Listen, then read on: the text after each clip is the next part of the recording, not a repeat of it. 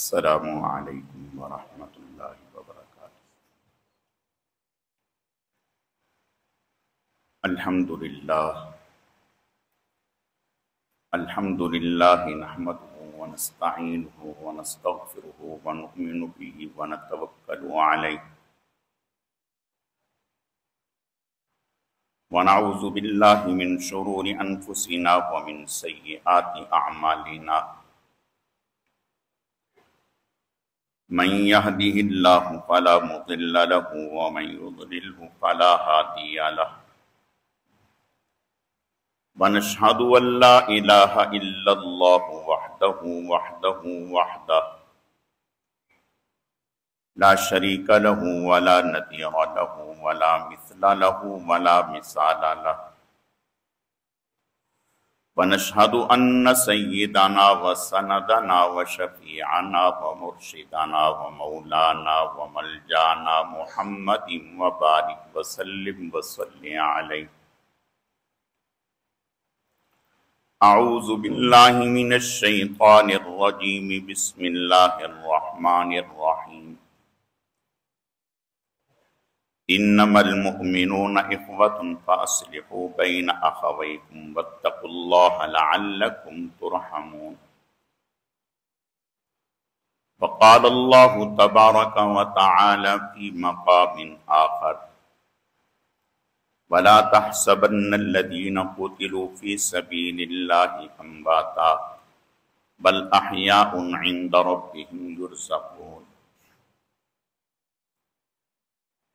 وقال الله تبارك وتعالى في مقام آخر: والعصر إن الإنسان لفي خسر إلا الذين آمنوا وعملوا الصالحات وتواصوا بالحق وتواصوا بالصبر۔ صدق الله مولانا العظيم وبلغنا رسوله النبي الكريم، ونحن على ذلك لمن الشاهدين والشاكرين، والحمد لله رب العالمين۔ اللهم صل على روضة محمد في الرياض، وصل على بلد محمد في البلاد، وصل على قبر محمد في القبور، وصل على جسد محمد في الأجساد، وصل على روح محمد في الأرواح۔ گرامی قدر معزز حاضرین، میرے واجب الاحترام بزرگوں اور عزیز نوجوان ساتھیوں، میں نے آپ کے سامنے قرآن مجید فرقان حمید میں سے 3 مقامات سے چند ایک آیت کریمہ تلاوت کی ہیں۔ رب ذوالجلال سے دعا ہے کہ وہ ذات بزرگ و برتر مجھے اس کی روشنی میں صحیح کہنے کی اور سمجھانے کی توفیق عطا فرمائے۔ پھر اللہ رب العزت کی ذات اس مختصر وقت میں جو کچھ کہا سنا جائے، اس کہنے سننے کو محض اپنی رضا کے لیے اپنی بارگاہ میں قبول و منظور فرمائے، ہم سب کی نجات اور ہدایت کا، مغفرت کا ذریعہ اور سبب بنائے۔ میری آج کی مختصر گزارشات کا موضوع اور عنوان شام اور فلسطین کی اہمیت ہے، اور مسلمانوں کو ان موجودہ حالات میں کیا کرنا چاہیے، یہ عنوان ہے۔ اسی سے متعلق چند باتیں عرض کرنی ہیں۔ اللہ رب العزت صحیح کہنے کی، سمجھانے کی، سمجھنے کی، عمل کرنے کی توفیق عطا فرمائے۔ شام کی سرزمین جسے ہم فلسطین کہتے ہیں، یہ صرف اتنی نہیں بلکہ اردن، لیبیا، اسرائیل، پورا فلسطین یہ سب شام کا حصہ کہلاتا ہے، پورا شام ہے۔ اس جگہ کے لیے آپ صلی اللہ علیہ وسلم نے بہت دعائیں فرمائی ہیں، اور یہ جگہ انبیاء کا مسکن اور مدفن رہی ہیں۔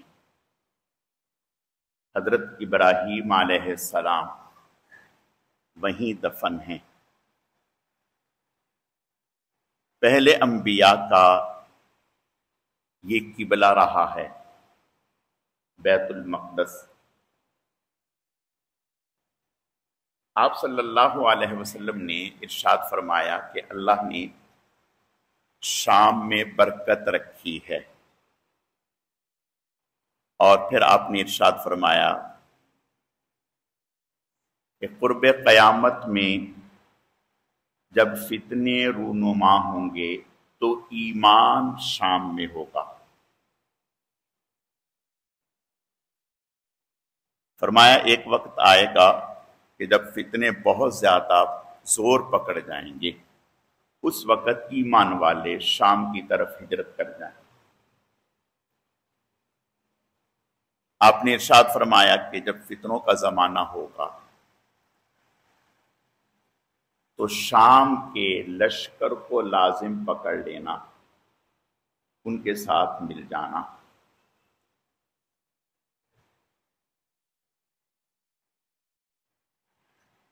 بیت المقدس کی تعمیر حضرت سلیمان علیہ السلام نے کی۔ حضرت سلیمان علیہ السلام کے بعد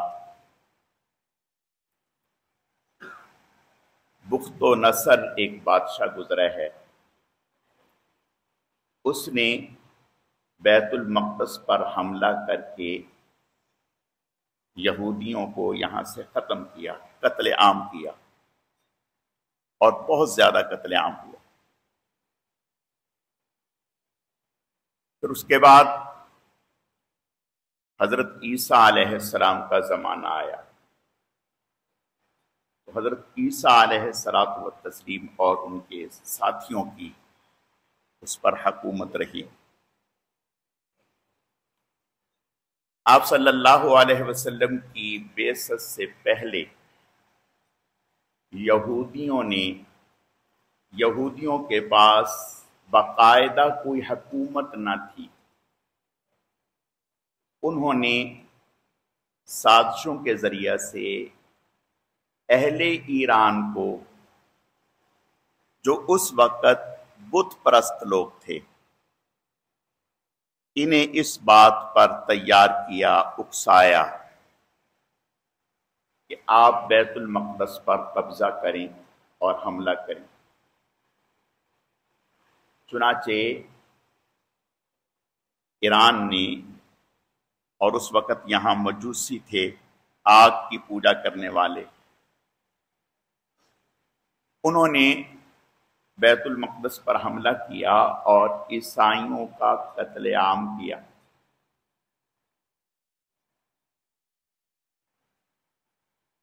پھر 14 سال کے بعد کم و بیش اللہ پاک نے دوبارہ اہل روم کو، جو عیسائی تھے، انہیں دوبارہ طاقت دی۔ انہوں نے دوبارہ سے بیت المقدس ان سے واپس لے لیا۔ پھر جب اسلام پھیلا تو اسلام کی برکات ہوئیں کہ بیت المقدس بغیر لڑائی کے، بغیر خون ریزی کے، حضرت عمر بن خطاب رضی اللہ تعالیٰ عنہ کے زمانے میں، دور میں مسلمانوں کے ہاتھ آ گیا۔ یہودیوں نے، عیسائیوں نے چابیاں مسلمانوں کو دی۔ 4 صدی تک، 4 صدییں اس طرح سے گزری، 4 صدیوں تک اس پر مسلمانوں کی حکومت رہی، اور مسلمان قابض رہے۔ 4 صدیوں کے بعد پھر یہودیوں نے، عیسائیوں نے اس پر حملہ کیا، اور حملہ کر کے عیسائیوں نے حملہ کیا، اور حملہ کر کے بیت المقدس کو پھر مسلمانوں سے لے لیا گیا۔ 90 سال کے بعد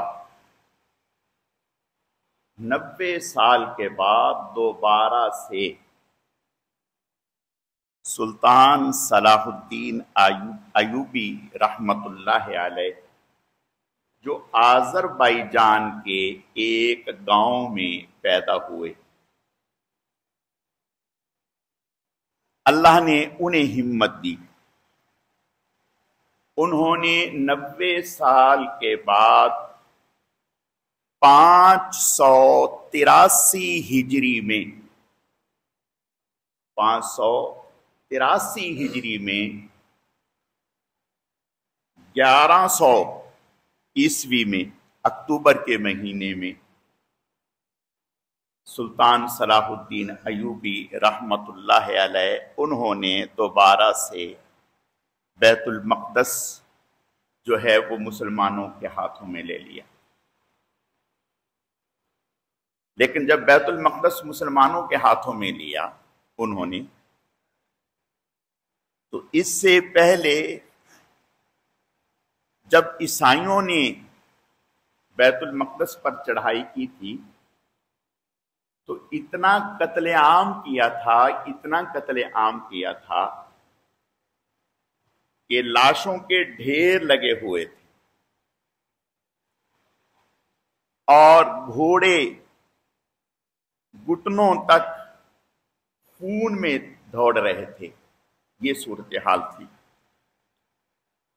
لیکن جب سلطان صلاح الدین ایوبی رحمت اللہ علیہ انہوں نے انہیں دوبارہ لیا، فتح کیا، تو انہوں نے عام معافی کا اعلان کر دیا۔ عام معافی کا اعلان کر دیا اور قتل عام نہیں کیا۔ 8 صدیاں، پونے 8 صدیاں، یعنی 583 ہجری میں سلطان صلاح الدین ایوبی رحمت اللہ علیہ نے فتح کیا۔ اس کے بعد پونے 8 صدییں مسلمانوں کی اس پر حکومت رہی۔ 1948 14 مئی کو یہودیوں اور دنیا کفر کی سازشوں سے ناجائز طور پر اسرائیل کو وہاں ایک کالونی کاٹ کر کے دے دی گئی، انہیں وہاں آباد کیا گیا۔ اور یہ اس سے پہلے ہی، اس سے 20 سال پہلے سے ہی یا 25 سال پہلے سے ہی یہودیوں نے اور کافروں نے سازش کے ذریعہ سے فلسطین میں، شام میں یہودیوں کو آباد کرنا شروع کر دیا۔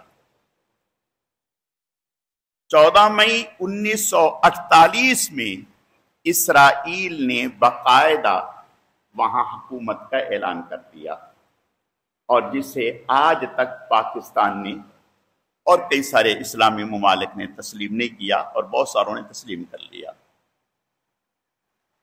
یہ در حقیقت شام پر مسلمانوں کا قبضہ ختم کرنا، اور ایسا ہی ہو رہا ہے۔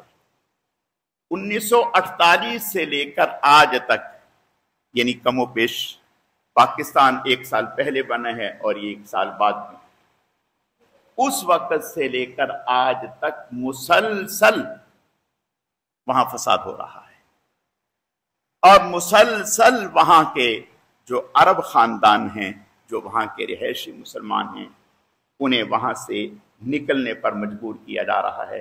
کبھی انہیں مصر کی طرف دھکیل دیا جاتا ہے، کبھی کسی اور طرف دھکیل دیا جاتا ہے، اور اسرائیل ہے کہ دن بدن وہاں اپنی جڑیں مضبوط کر رہا ہے اور فساد برپا کر رہا ہے۔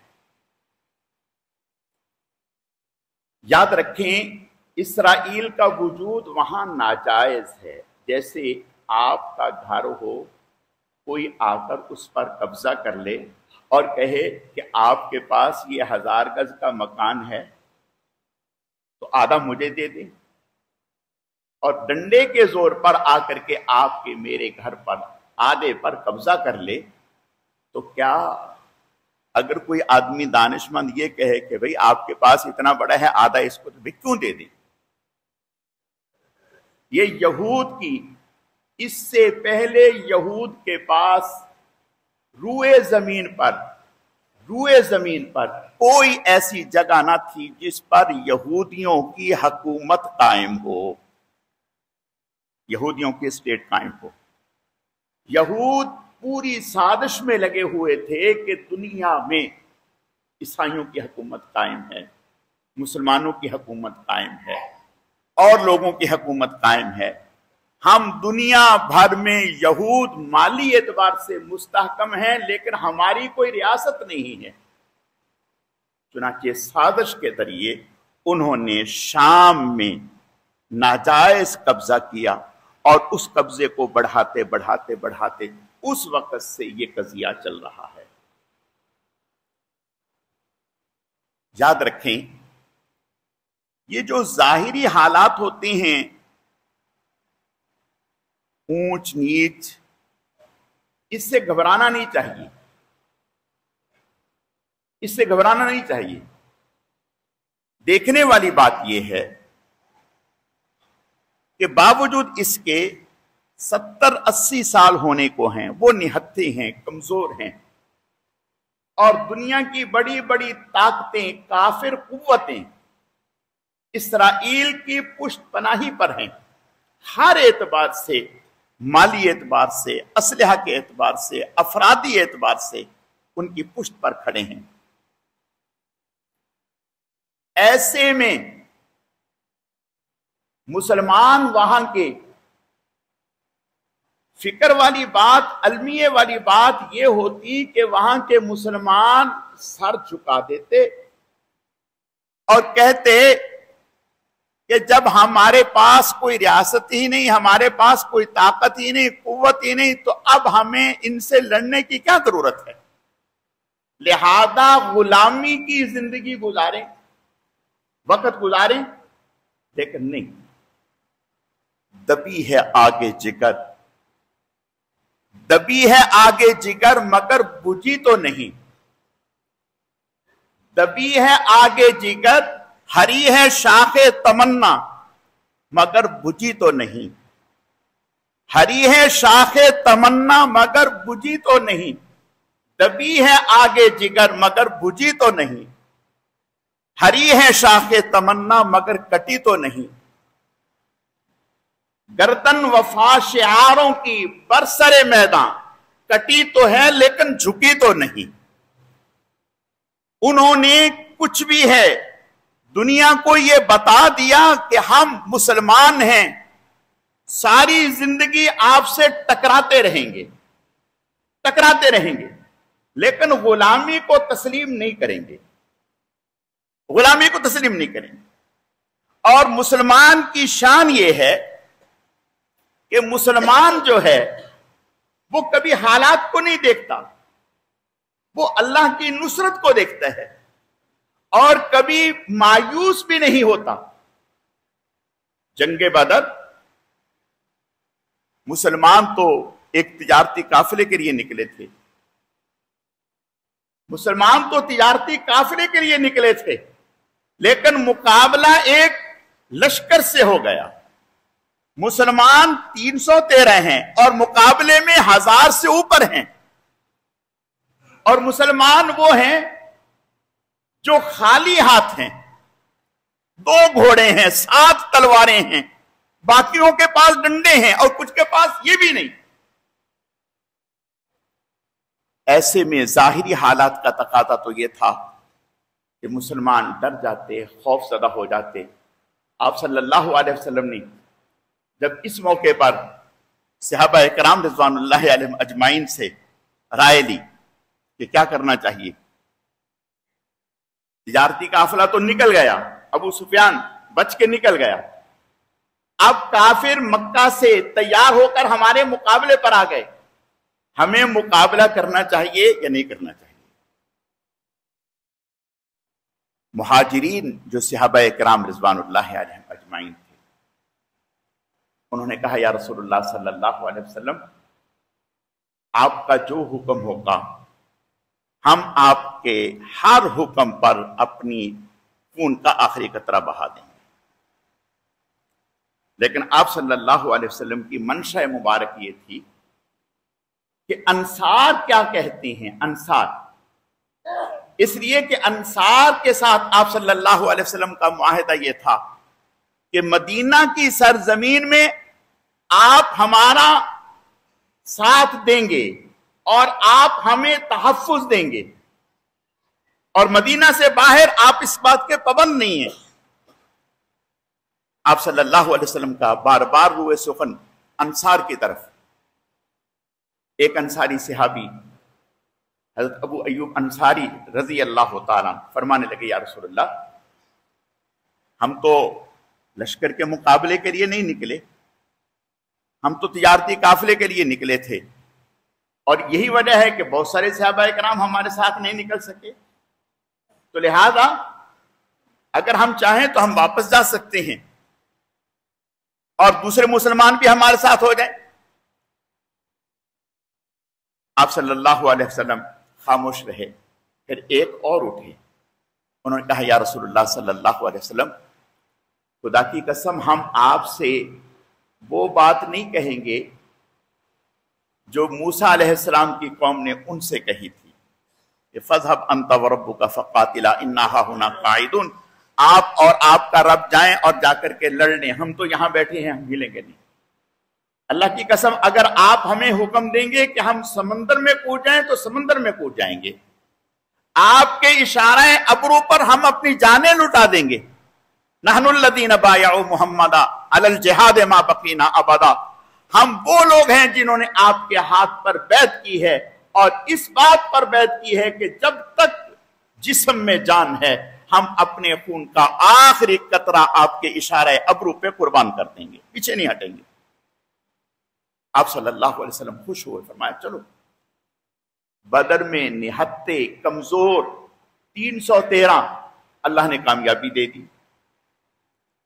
ओहद में आप सल्लल्लाहु अलैहि वसल्लम को शदीद तकलीफ का सामना करना पड़ा। 70 बड़े बड़े सहाबा किराम शहीद हो गए। आप सल्लल्लाहु अलैहि वसल्लम के दंदान मुबारक शहीद हो गए।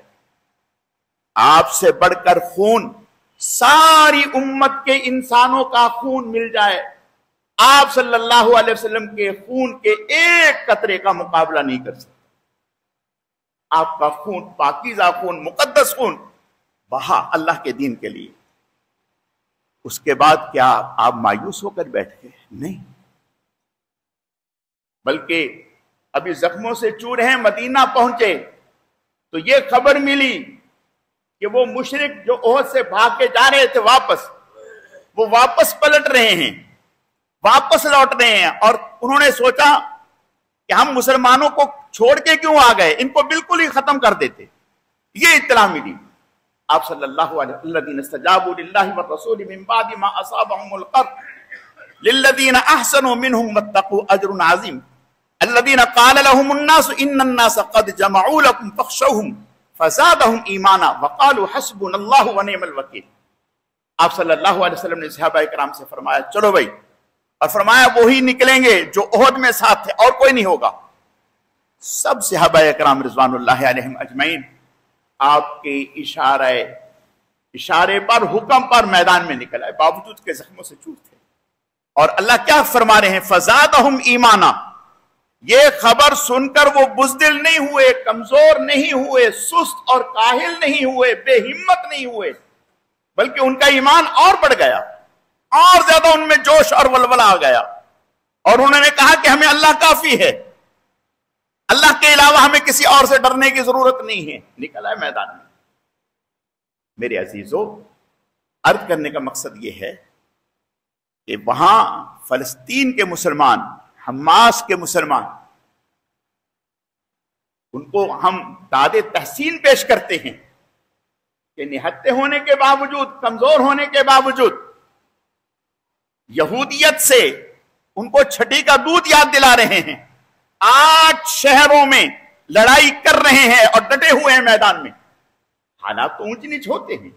اللہ قرآن میں کیا کہہ رہے ہیں؟ ان تکونوا تعلمون فإنهم يعلمون كما تعلمون وترجون من الله ما لا يرجون وكان الله عليما حكيما۔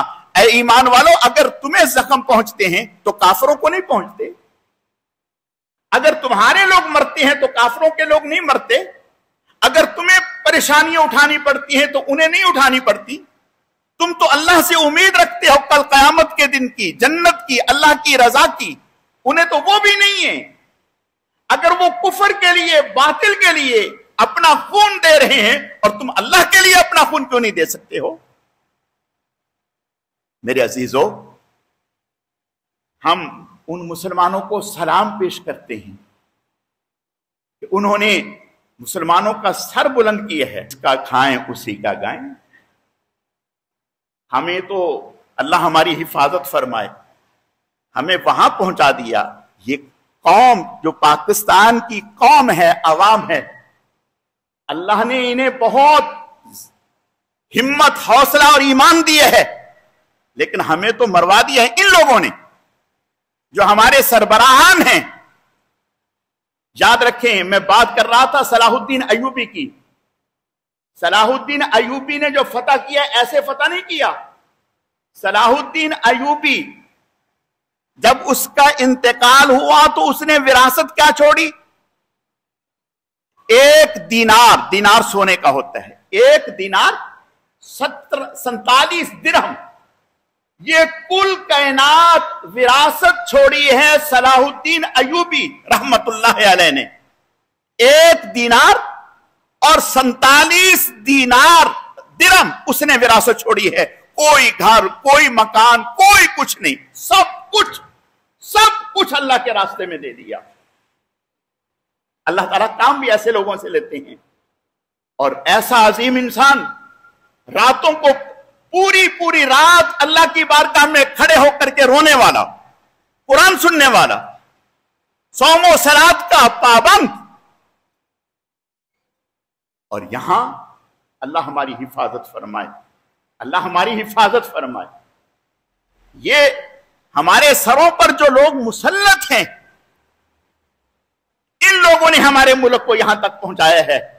آج اگر ہم خود مختار ہوتے معاشی طور پر تو ہم سر جھکا کر کے نہ بیٹھے ہوتے، کسی کے اشارے کے منتظر نہ ہوتے کہ کوئی ہمیں اشارہ کرے تو پھر ہم اسرائیل کے بارے میں کوئی جواب دیں یا کوئی بات کریں اور فلسطین کی حمایت کا اعلان کریں۔ کوئی پالیسی نہیں ہے۔ اور جنہیں اللہ نے خود مختار بنایا ہے وہ کسی کے سامنے ہاتھ نہیں پھیلاتے، وہ آنکھ اٹھا کر کے بات کرتے ہیں، وہ کسی سے ڈرتے اور جھکتے نہیں ہیں۔ میرے عزیزوں، عرض کرنے کا مقصد یہ ہے، اس وقت جو ہمارے کرنے کا کام ہے، ایک تو اپنے ان مسلمان بھائیوں کے لیے بھرپور دعائیں کرنے کا وقت ہے، خوب ان سے اللہ کے لیے مانگیں۔ اور یاد رکھیں، جب موقع ملے، آپ جا رہے ہیں، راستے میں جا رہے ہیں، راستے میں ہی دل میں دعا کرتے جائیں، اے اللہ میں تو عافیت سے جا رہا ہوں، سکون سے جا رہا ہوں، پرامن ہو کر کے جا رہا ہوں، اطمینان میں جا رہا ہوں، مجھے اطمینان ہے کہ میرے بچے ٹھیک ہیں، مجھے اطمینان ہے میرے گھر میں امن ہے، مجھے اطمینان ہے کہ میرے بچوں نے کھانا کھا لیا ہے، مجھے اطمینان ہے کہ میرے بچے جو ہیں وہ سکون سے سو رہے ہیں۔ لیکن یا اللہ پاک، ہمارے مسلمان بھائی ہیں جو بے گھر ہیں، وحشت کی، درندگی کی انتہا، ہسپتال نہیں محفوظ، ہسپتال محفوظ نہیں، سکول محفوظ نہیں، جو راشن امدادی ٹیمیں پہنچانے والی ہیں، امداد پہنچانے والی ہیں، وہ بھی محفوظ نہیں۔ اپنے ان مسلمان بھائیوں کے لیے دعا اور ان کا تعاون، اور جتنے بھی لوگ احتجاج کر رہے ہیں ان کے احتجاج میں حصہ ڈالنا۔ اللہ تعالیٰ اپنے کرم سے ہمارے مسلمان بھائیوں کو قوت، طاقت عطا فرمائے، کفر کو ہمیشہ کے لیے اللہ تعالیٰ مغلوب فرمائے۔ اسلام کے غلبے کے لیے جو محنتیں ہو رہی ہیں اللہ تعالیٰ انہیں اپنی بارگاہ میں قبول فرمائے۔ جن ساتھیوں نے سنتے